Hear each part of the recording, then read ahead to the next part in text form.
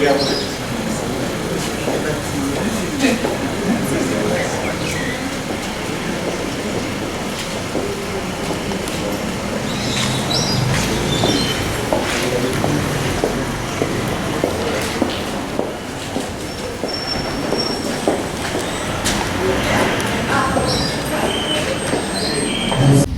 you.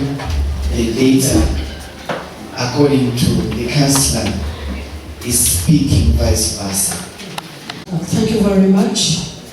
I apologize, I came in late. I had to see my this because even you, when you were starting, you had someone to guide you, to make you be. That's what we want from the company. 2, provide full-time employment. Have a human resource gap. We don't want those ones who come to take the graduates and they don't. We want the company to contribute 20% of the salary for the next 6 months. It is supporting the question, how do we tap into the, which is generic? Mustafa? You just go on the website, www.fu. There, you just click there and then you'll be able to dive into the portal. Rise their name letters, but why is W starting with a D? So when you hear Rise, it's a W. For us PSFU, it's PSFU W, a window that looks like this. This is what we call a marketplace. Make the graduates from within the system. A due diligence is done. Each of the institutions must be paying payee, you must be paying NSSF to ensure that you qualify. After the ones who pass, take them on. The ones who fail, give them feedback as to why they fail. Environment for investment through measures such as tax. Despite the progress we are making, a significant skill gap. And then it is higher in urban areas with 47.1% and lower in rural areas with 41%. 48%. And then females, women is 39%. On the job, or must have studied abroad. So, their names, where they're coming from. Introduce yourself to your neighbor. Expecting over 100 employers here. I cannot leave my house on a rainy day to come and find only 6-7 employers. Who am I talking to? I went through a long jam. Why can people respect government? They are only here to maximize profit, right? And they're here to exploit Ugandans. I don't think I'm amused. If you put yourselves in my position, we have to talk tangible things. How should we improve workplaces for employees? How should we improve? They should be here. They get to know what is government up to in terms of dignity and respect for employees. So when they're not here, it's like, when someone doesn't come for a meeting, it's like saying they don't care. It seems they're saying they don't care. They only look at maximizing profit, but paying our people 3,000 shillings per day. And when they even get injured, nobody comes to know about this. I've inspected some of them here. I know who they are. I came to Buyukwe and I met them around 9 breweries.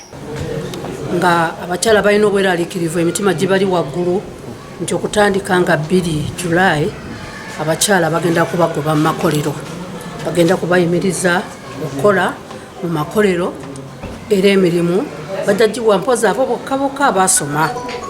Ekyo nno kisitudde embeera n'okuba nti abantu beeraliikirivu olw'ekyo kye basuubira, kubanga abakyala basinga abamu be ba single mothers be batwala amaka.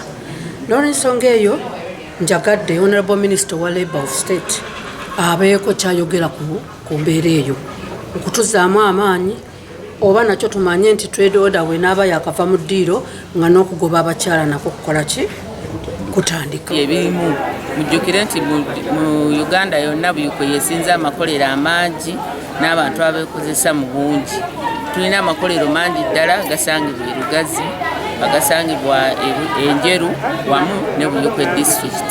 Twebaza abakozesa abo nti basobodde okuwa abantu baffe emirimu ng'aba Buyuko. Naye nga kusomooza kungi nti abakozi basiiba bakomplaininga ku ssente entono ze bafuna. Era tukubiriza gavumenti esobole okulaba nti abakozi bafuna omusaala ogwegasa. Fenga department tugenda kuggulawo okutambula wansi mu bakozi n'abakozesa tulabe nga abakozi baffe basanyukira mu lunaku luno wamu n'okwongera ku misaala gyabwe n'ebirala ebisoomozebwa ebingi. Lungi agaliwo by the way kubanga nga bagambye omuntu waba akosebwa ku mulimu n'akagalo kono kalina pasenti gyako nga kavuddeko. Togamba nti kubanga avuddeko kagalo kokka katono nsigaliraawo nako kalina pasenti gyako. So amateeka malungi nnyo naye lwakuba sometimes implementation n'abaana abakozesa ab'enjawulo tulinamu bano abagamba nti from above simanyi bayita from above bw'ogenda n'ogenda mu kampani nti nze ndi munene. So abantu abatuletedde obuzibu nga bekwasa president bekwasa abanene abalala mu gavumenti naye nga amateeka g'abakozi gakwata ku mukozesa yenna. Naye gavumenti egezezaako okuteeka amateeka malungi wabula abakozi nabo tulina okutwala omutawaana okubasomesa bamanyi rights zaabwe. Ogenda okukola ku mulimu ofuna ekizibu ky'ofunye ng'omanyi etteeka we likwatira. Y'abakyala njega kubabuulira omuntu akitambuza mu kitundu oba ne Buyukwe mu taxi mu mabaala nti tugenda kuba abakyala mu factories oba tekisoboka kubanga gavumenti eya Uganda yasayininga conventions e Geneva eza women parity, women equality, ebyo byonna byonna ne gavumenti yaffe mulabira abakyala basinga okubeera mu bifo ebinene. So njagala kutegeeza abantu baffe nti teri muntu asobola okutya abakyala gye bakolera, teri muntu agenda okubagoba. Mugende mu maaso nga mukola emirimu gyammwe. His Excellency the President abawagira nnyo era awagira nange nga Minister wa Labour bawagira nnyo awamu n'abakozi bonna abali mu factories. Ensonga ya minimum wage njagala kutegeeza bannayuganda nti act eya minimum wage yeetagibwa okubanga mutandika n'okubeera ne advisory board awamu ne minimum wage council. So bwe twogerera kati tuyina olupapula lwatuuse ku cabinet bagiyita cabinet memo nali manyi ngenda gisoma ku Monday naye bwe natuuse ku cabinet nga teriigo. Olupapula lwatuuse dda ku cabinet kwa appointinga board eya minimum wage awamu ne wage council. Abantu abo bebagenda okutuula wansi abasinga basoma nnyo ate bali ba economist bebagenda okutuula wansi okuditamininga feasibility economically okulaba nti sente meka omuntu akolera mu farm zasobola okubanga afuna bazita minimum wage zezire sente zisembera ddala wansi okulaba nti omuntu zino zalina okuteeka okufuna nga tataka wansi ate kataka waggulu. Mu services mu ICT tukole inspection tulabe nti eyo checklist eriko amateeka eriko ebintu gye balina okutola mulina okufollowinga all the legal framework gavumenti gyegamba nga oli employer. Era ogenda kuwulira nti waliwo abatanaba ne leero ekirese obuzibu abasinga tebaze wano benasinkana kwolwo abasinga tebaze wano babadde balina okuyimuka wansi waggulu ne baŋŋamba nti madamu ku bintu byowatuwa tukozeeko bino naye tubeeyo ekiseera ekirala tukoleko na bino. So tugenda kuddamu tujje tubayite ba employers and then tusobole okubeera nga tulaba balinayo kye bakoze.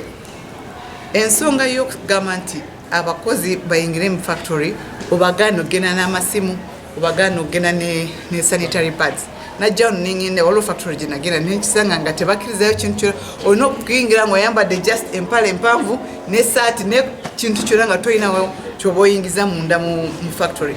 Nenteekawo meeting n'abakozi nenteekawo ne meeting n'aba factory nembagamba okuva olwaleero bano abantu mbakkirize okubanga batambula n'amasimu gaabwe batambula n'abakyala mbakkirize okutambula n'akabag katono metuteeka mufe abakyala metuteeka mu sanitary pads. Mwaka gwa 2012 sinze nali headmaster wawa naate omukisa nze nali chaplain waawo nga akolera obulabirizi. President yatuwa obukadde 10 ebuddaabiriza ekizimbe kino amabaati mapya dometry ey'amayanja ne dometry eno n'eri eya waggulu amabaati gonna ne bateekako mapya, langi n'esiigibwa wadde egenze efeedinga, naye omulimu mulungi nnyo, essomero lisobola okuddawo. Tulowooza ekyakolebwa wano singa kikolebwa ne ku bino ebizimbe ebisigadde, ate amaanyi g'essomero gayinza okugenda mu maaso. Lyerimu ku ssomero ekkulu ennyo mu Uganda wonna erisomesezza abantu abangi.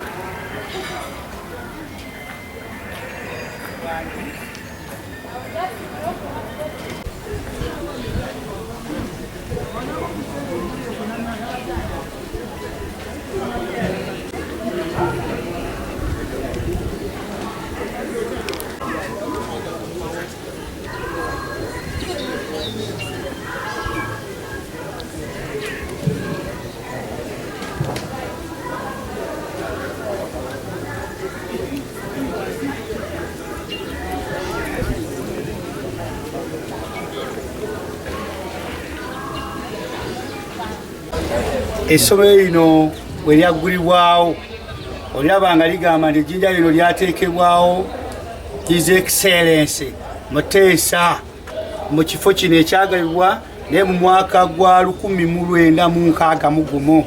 Kati kino kyekizimbe kabaka wa wano, kubanga abaana bonna ye yali P7 y'emyaka egyo gyonna bwewawo kakati twakifuula nasale, naye abantu abasomera wano okuva mu 5 mu giijo okutuukira ddala mu mwaka gwa 89 eno ye P7 yaabwe no.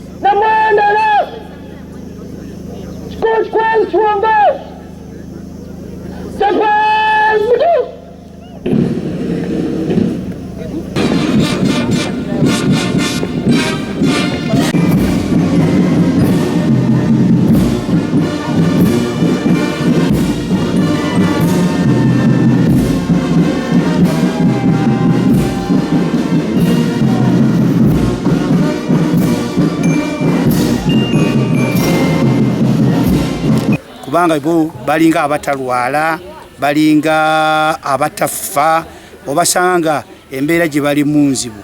Twandirowoozeza nti nga gavumenti bweyamba abakozi bayo aba gavumenti ssaawa 8 ez'okukola olunaku, bafunayoko ne ku kaaliivu, balinayo n'olw'omukaaga n'olw'ekyali lwe bawummula, n'abakozi bannaffe bano abalala abakola nga mu factory ne mu bitongole ebirala bandibaddeko n'eddembe erifaanana bwe lityo. Basanyufu nnyo okulaba nga mu districts zonna ffe abagenda okukuza olunaku lwa Labour Day mu Buyikwe district.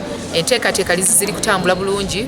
Weekend ebadde Labour Week nga erina activities ez'enjawulo okumobilizinga the grassroot okulaba nti omukolo guno gubeera success. Ate omugenyi omukulu y'Oweekitiibwa President w'eggwanga Yoweri Kaguta Museveni. So enteekateeka zibadde zitambula bulungi. Wagenda beerawo entambula okuleeta abantu ku mukolo olw'okuba nti abantu baffe babeera mu bitundu ebyenjawulo ate biri wala. So twasazeewo okuteekawo entambula nga bakulembeze. Tusaba abantu abali eyo bonna mujje. Olunaku luno si lwa kusigala waka, lwa lwa kujja tujagulize wamu olunaku lwaffe ate tuwulirize President Museveni ku nsonga zaffe